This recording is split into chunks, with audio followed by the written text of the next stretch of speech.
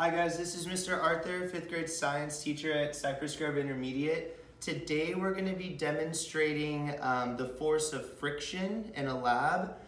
So today in our investigation, our question that we're investigating is how do different surfaces affect the amount of force needed to move an object? We have 3 different variables that we're going to be testing in today's investigation. We're going to be using a smooth surface, we're going to be using carpet, and we're going to be using sandpaper.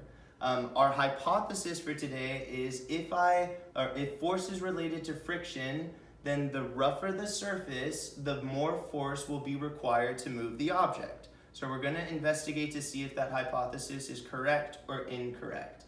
The materials that we're going to use, I said, are a smooth surface, carpet, and sandpaper. We're going to be using a textbook as our object that we're going to move, and we're going to be using a spring scale to measure the newtons, or the amount of force needed to pull our textbook.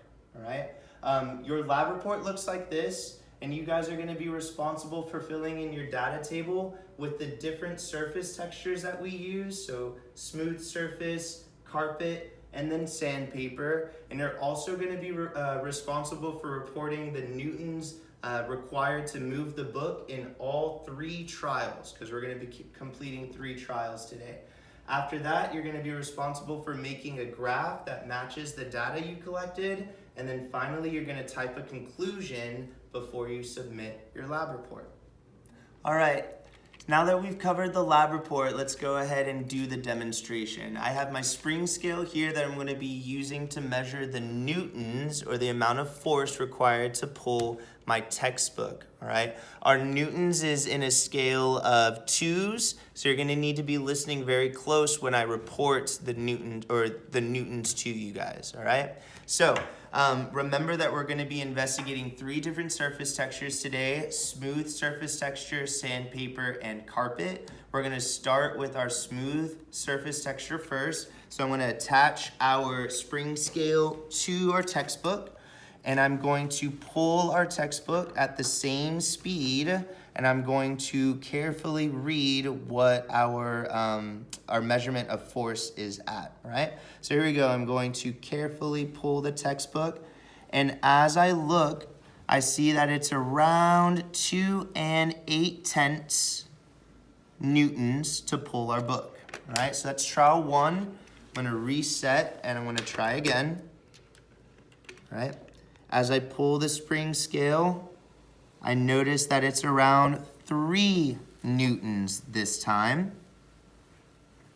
All right? So I'm going to reset, and for trial 3, let's see what our spring scale measures.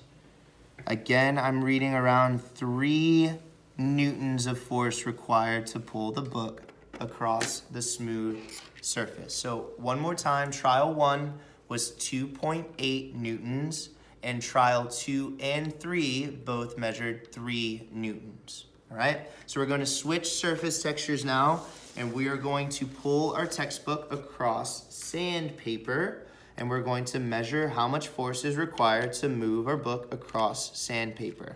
Before I get started, I always want to make sure that our spring scale is zeroed out to get an accurate measurement.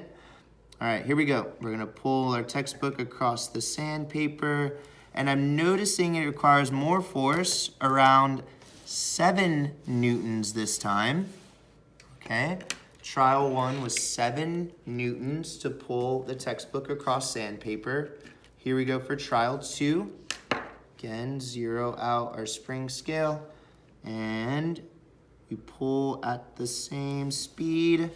And I'm noticing around 6 6/10.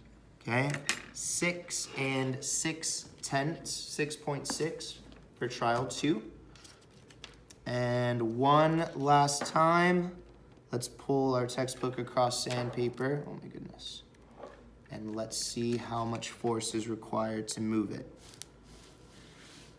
All right, I'm noticing this time around, we're hovering around 7 newtons, all right? Hovering around 7 newtons. So those were the 3 trials for sandpaper. We we have one last surface texture that we're going to investigate, our carpet, all right? So attach our spring scale to our book, and again, we're gonna pull at a constant speed. I'm reading around 4 newtons for trial 1 on the carpet. 4 newtons for trial 1 on carpet. Reset, zero out our spring scale, and trial 2 for carpet. I'm reading around 3 8/10, 3.8 newtons for trial 2. And then lastly, trial 3 for carpet. Here we go. Again, I'm reading around 3 8/10, 3.8. So for the carpet surface, trial 1, we measured 4 newtons, and for trial 2 and 3, we measured 3.8 newtons of force to move our textbook. Now that we've completed all of the trials, you're responsible for typing a conclusion based on the data that you collected. Do not forget to create a graph that matches your data table before you submit your assignment. Good luck, guys. Bye.